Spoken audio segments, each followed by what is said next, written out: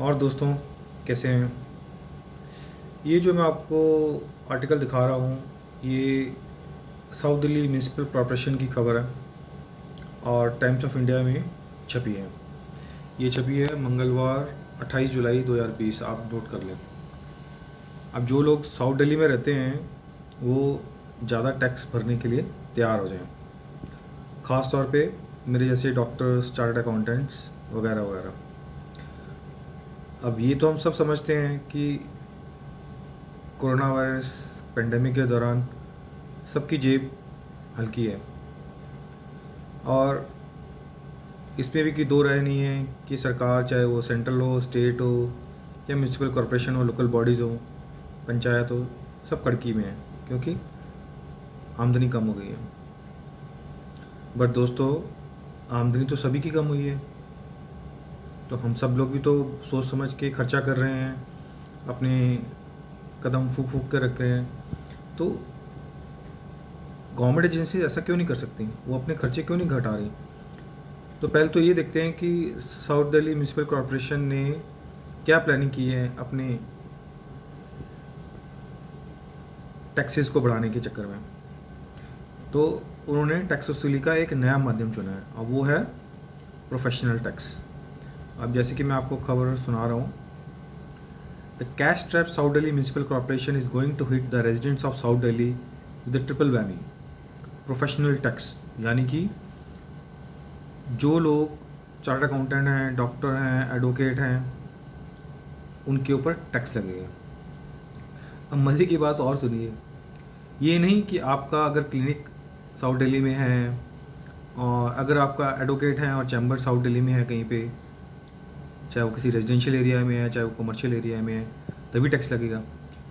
My dear friends, please note, अगर आप doctor हैं और किसी ऐसे हॉस्पिटल में नौकरी करते हैं जो साउथ दिल्ली में है, तो आपके ऊपर टैक्स लगने वाला है और ये टैक्स होगा प्रोफेशनल टैक्स, जो साउथ दिल्ली म्यूनसिपल कॉरपोरेशन को जाएगा और आप अपना इनकम टैक्स तो भरेंगे ही भरेंगे।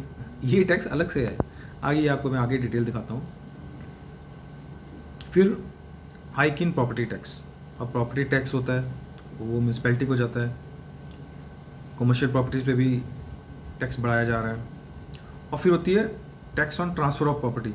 अब जैसे कि देखते हैं, पार्टी ए पार्टी बी को सेल करती है तो उसमें भी टैक्स बढ़ाया गया है। और ऐसा माना जा रहा है कि ये सब करने के बाद साउथ दिल्ली म्यूनसिपल कॉरपोरेशन की जो रेवेन्यू है वो 170 करोड़ बढ़ जाएगा। तो बाकी डिटेल जो है अगले पेज नंबर 3 पर है। आइए मैं आपको दिखाता हूँ। और जैसा कि आप देख सकते हैं पेज नंबर 3 पे क्या लिखा है। जो प्रोफेशनल टैक्स होगा, जैसे कि page 3 number 3 times of India में लिखा है, ये उन लोगों पर अप्लाई होगा जो डॉक्टर्स, चार्टर्ड अकाउंटेंट, डॉक्टर्स जो साउथ दिल्ली के किसी हॉस्पिटल में काम करते हैं, अपनी सैलरी ले रहे हैं वहाँ से, तो उनको एडिशनल टैक्स देना पड़ेगा। मैं आपको रेट्स भी बताऊंगा, थोड़ा सब्र कीजिए। इसी तरह वो लॉयर्स जो साउथ दिल्ली के किसी कोर्ट में करते हैं, उनके ऊपर भी टैक्स लगेगा। अगर वो सैलरी बेस पे हैं तो उनकी सैलरी पे टैक्स लगेगा। अगर वो सेल्फ एम्प्लॉयड हैं, जैसे डॉक्टर्स भी कई अपना किसी हॉस्पिटल में सैलरी पे नौकरी नहीं करते बट अपना क्लिनिक चलाते हैं प्राइवेटली। सिमिलरली एडवोकेट्स भी अपना प्राइवेट चैम्बर्स होते हैं उनके। सिमिलरली चार्टर्ड अकाउंटेंट भी प्राइवेट प्रैक्टिस करते हैं, तो उनको भी टैक्स देना पड़ेगा। दोनों के लिए अलग अलग स्लैब्स हैं, मैं आपको अभी दिखाता हूँ। आइए देखें। अब जो डॉक्टर्स साउथ दिल्ली के किसी हॉस्पिटल में काम करते हैं और सैलरी बेस पर हैं, तो अगर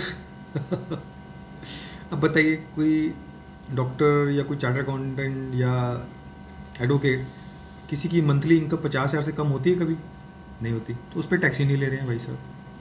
अब किसी डॉक्टर की अगर सैलरी 50,000 से 75,000 है महीने की, तो उस पर 100 रुपये देने पड़ेंगे। अगर किसी डॉक्टर की सैलरी 75,000 से 1 लाख में महीना है और वो किसी साउथ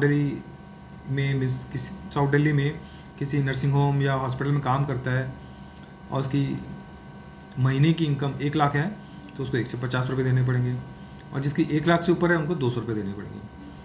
तो लगभग सबको 150-200 रुपये तो देने ही पड़ेंगे, मान के चलिए। अब ये तो हो गया जो सैलरीड क्लास है।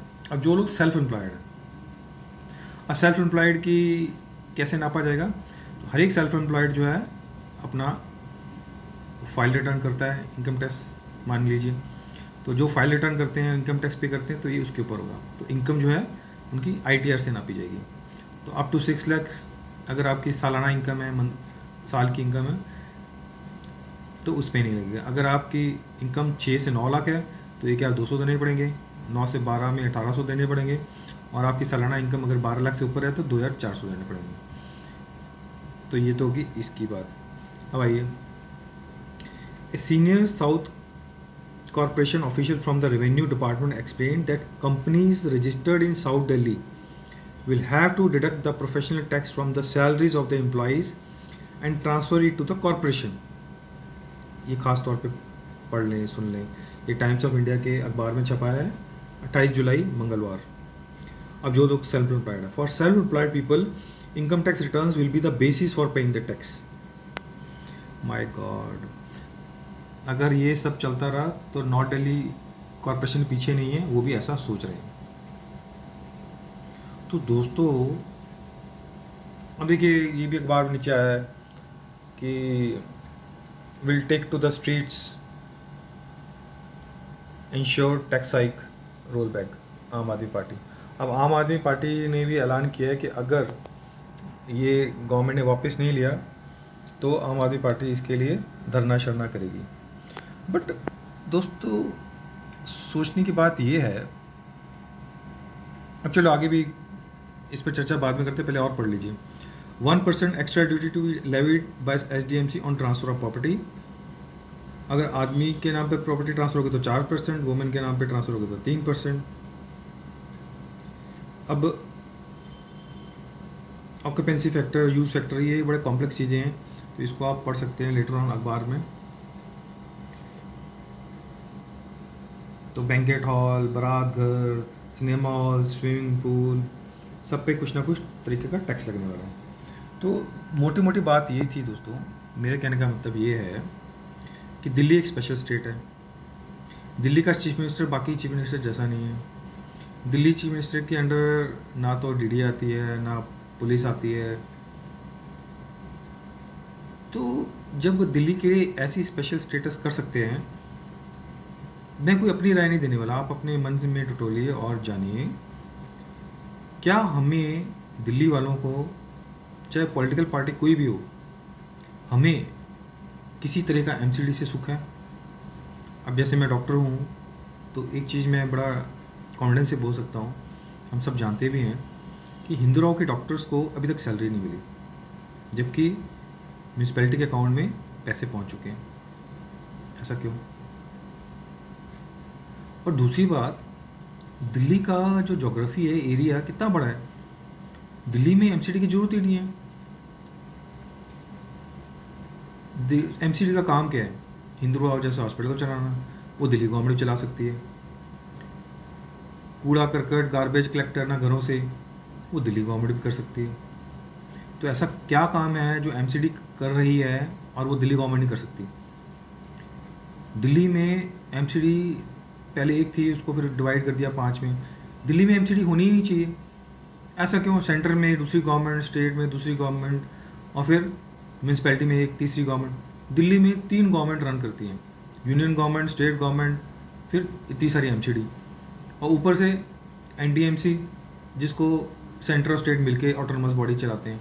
NDMC अपने आप अलग बॉडी है जिसको सेंटर और स्टेट मिलके चलाते हैं। दिल्ली कैंटोनमेंट एरिया अलग है, उसकी एडमिनिस्ट्रेशन अलग है। मल्टीप्लिसिटी ऑफ जो एडमिनिस्ट्रेशन है, इससे बहुत दिक्कत आती है।